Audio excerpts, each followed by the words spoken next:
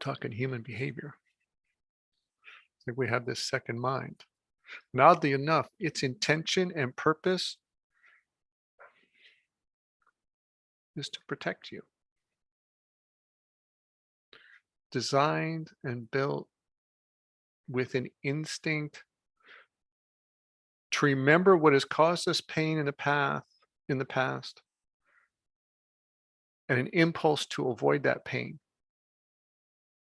With the best thing it knew how at the time, but at the time we might have been 5 and 8 and 10 years old.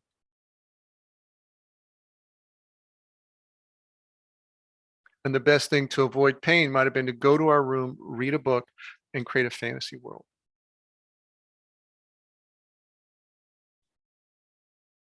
And now we have a mind that's continually always giving us these fantasy worlds to play in. And, hey, easy for YouTube and video games to feed us more of that fantasy world, and Netflix. And now we're not taking care of things that might be good for us in our life. Maybe the way it was protecting us was to be hyper vigilant about the person in the household that maybe is drinking alcohol and is unstable, or just critical and blaming us at anything. And our hypervigilance isn't telling us, go do everything to make them happy. And now we're a people pleaser everywhere all the time, because that defensive strategy, that controlling, trying to make safe to protect ourselves, has grown and grown and grown. And now we're a people pleaser. And that's what we do with most of our life until we're exhausted. But when we were 5 to 10 years old to 15 years old, God, that was how we stayed safe.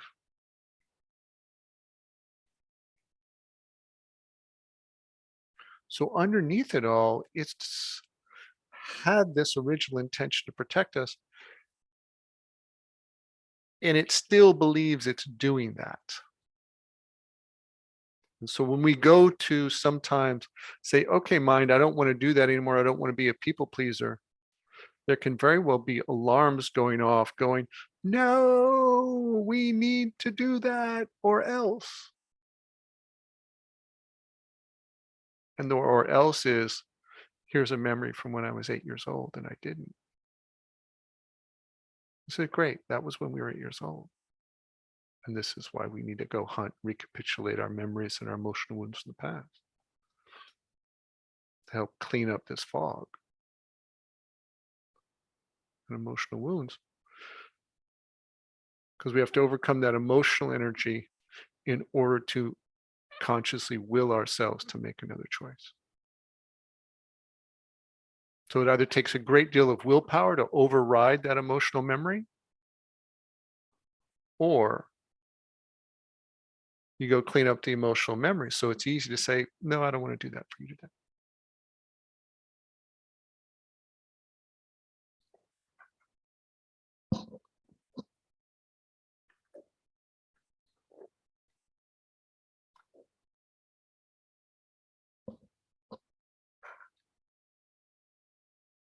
I'm putting this all in one place, and the risk of sharing this all, and this is what it's doing, this is how it works, is that your mind might want to have a big reaction about what I'm sharing. And it might go into victimization. Oh, this is a terrible thing about myself or other people. Or it might go into a judgmental thing. This is bad and terrible. What are those two things? Those are ego, mind kind of based stories. Like go into anger, go into sadness, ego, mind based stories. That's the risk of sharing too much, too fast, too soon with somebody. That they'll take this information and their mind will take them into a reaction about it. Okay. When in fact, this is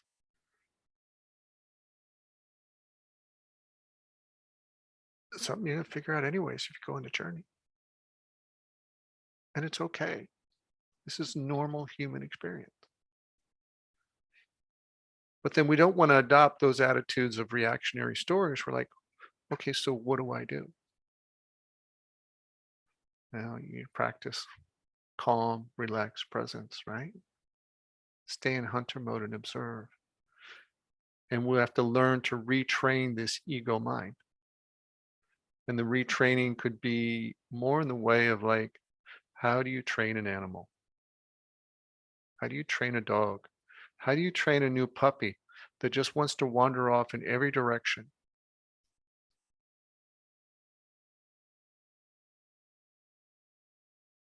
You're going to have to spend time with it. Be patient. Puppy is going to misbehave. It's going to pee on your floor unless you get it contained. Okay. Some of us have more grown-up dogs that have been wounded and need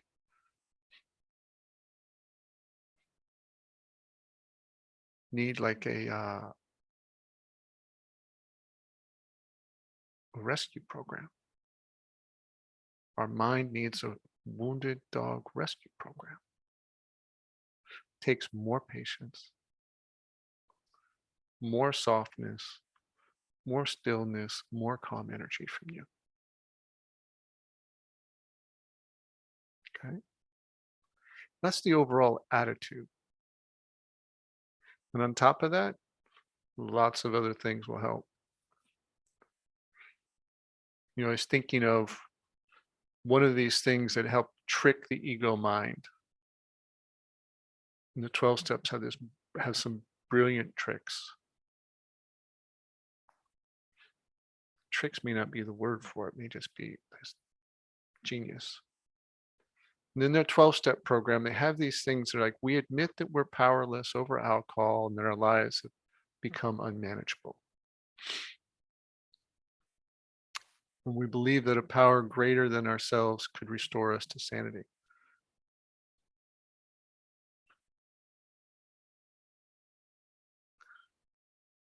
Here's the trick in that kind of approach. Instead of what I'm offering to say, let's move ourselves, put ourselves in a state of presence and of conscious awareness and watch this mind.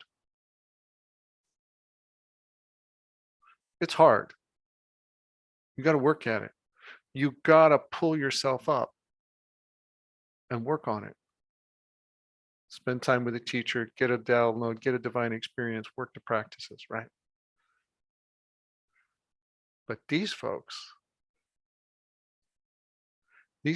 said, no, we're in our mind. And if it's the mind identity that is impulsively grabbing alcohol, and they don't have that state of the conscious awareness to pull themselves into a place of conscious presence to make that decision and be separate from the mind. No, you're in the mind. And if you were to say and have the mind admit, I as the mind, I am powerless. I'm making my life unmanageable.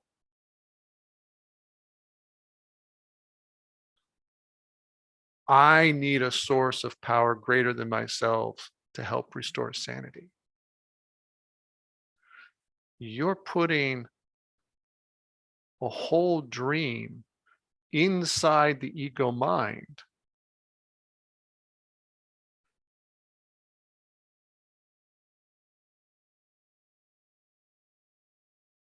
It starts to dissolve it.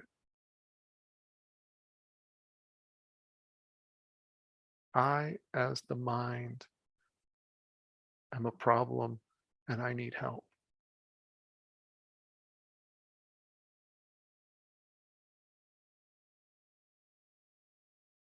Instead of fighting it, you're giving it the awareness. I am a mind that needs help.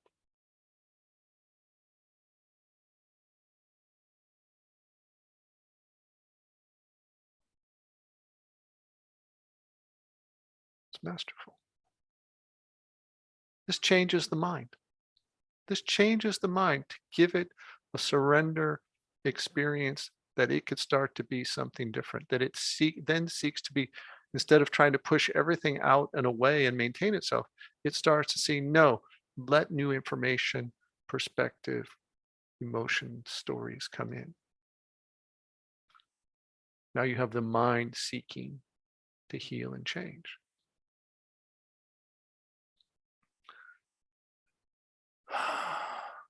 You see, when I have you look at the mind and you notice it, and it's a fog around you, and you're like, whoa, this looks pretty bleak and dark. Well,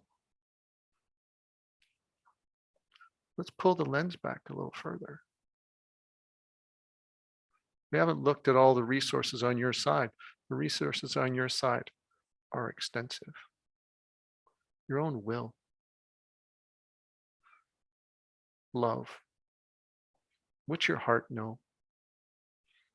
Power of your attention as a force.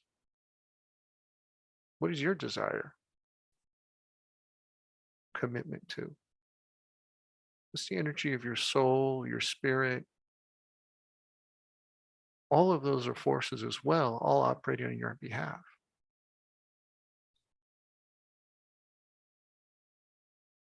And then we get into life as a force and the divine and these external supportive forces acting upon us. So getting in touch with those energies all accelerates the kind of change that you then, when you align with those, you kind of look what the mind is doing. You're like, we got this. It's a matter of time.